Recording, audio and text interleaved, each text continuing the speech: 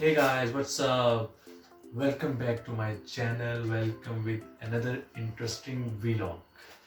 आज का जो मेरा vlog है वो बेसिकली मोबाइल पे है. मोबाइल मोबाइल साइप्रस में कितना ज़रूरी है, यहाँ पे आपको मोबाइल आकर रजिस्टर कैसे करवाना पड़ता है, उसके लिए आपको किन किन प्रोसेस से किन किन प्रोसेस से गुजरना पड़ सकता है. उसके अलावा उनके अलावा आपको डॉक्यूमेंट्स क्या क्या रिक्वायर्ड होते हैं मोबाइल रजिस्टर करवाने के लिए. क्या मोबाइल रजिस्टर करवाना ज़रूरी है? क्या हम मोबाइल रजिस्टर्ड करवाए बिना भी रह सकते हैं? अगर रह सकते हैं तो कैसे रह सकते हैं? तो आज मैं इस वीडियो में आप लोगों को बहुत इंटरेस्टिंग चीज़ें बताने जा रहा हूँ. तो वीडियो मेरे साथ रहिएगा, कहीं जाइएगा मत. करते हैं आज का टॉपिक स्टार्ट.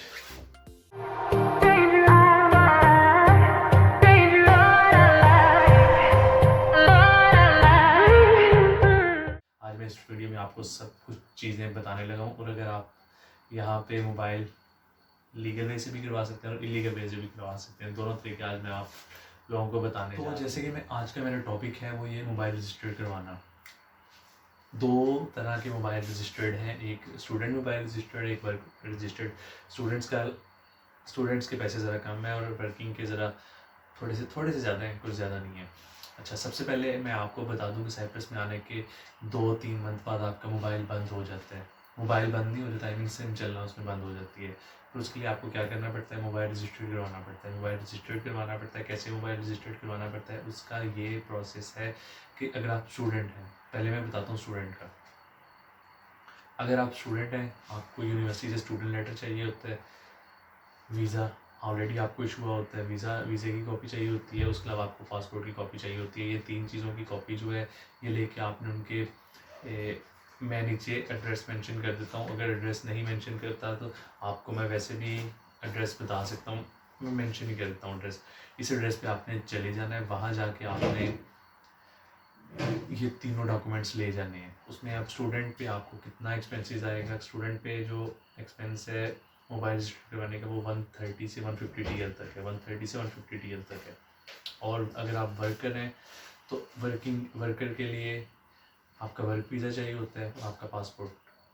ये दोनों की कॉपी लेके आप वहाँ उनके ऑफिस में जा सकते हैं. वहाँ जाके आप मोबाइल रजिस्टर्ड करवा सकते हैं. आपकी जो वर्क वालों के जो मोबाइल रजिस्टर्ड है उसकी प्राइस 150 से 170 TL है.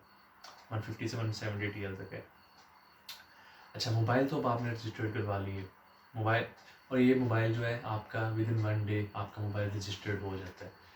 मोबाइल रजिस्टर्ड हो गया. अब उसके क्या नुकसान हो सकते हैं? उसका नुकसान ये है कि जब आपने यहाँ से पाकिस्तान जाना है या अपनी कंट्री में जाना है तो वहाँ जाके आपको दोबारा मोबाइल रजिस्टर्ड करवाना पड़ेगा. अब एक और वे भी आता है, वो है इलीगल वे.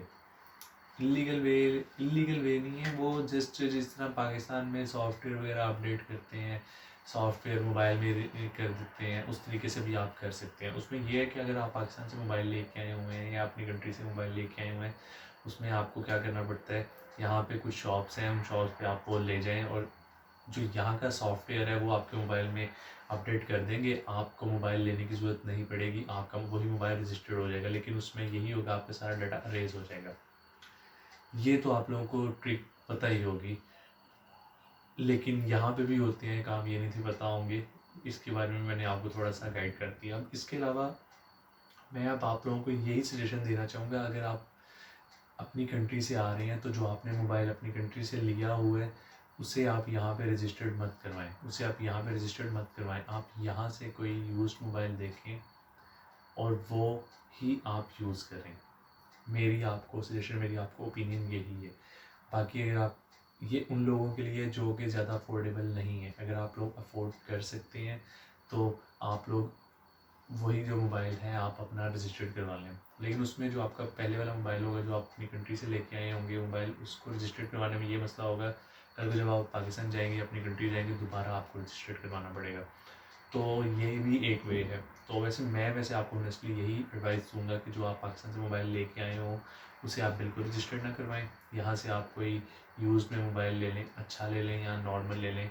1000 TL से लेके 1000 नहीं 600 TL से लेके 1500 2000 3000 4000 इस तरह मोबाइलों की प्राइसेस हैं यहाँ पे.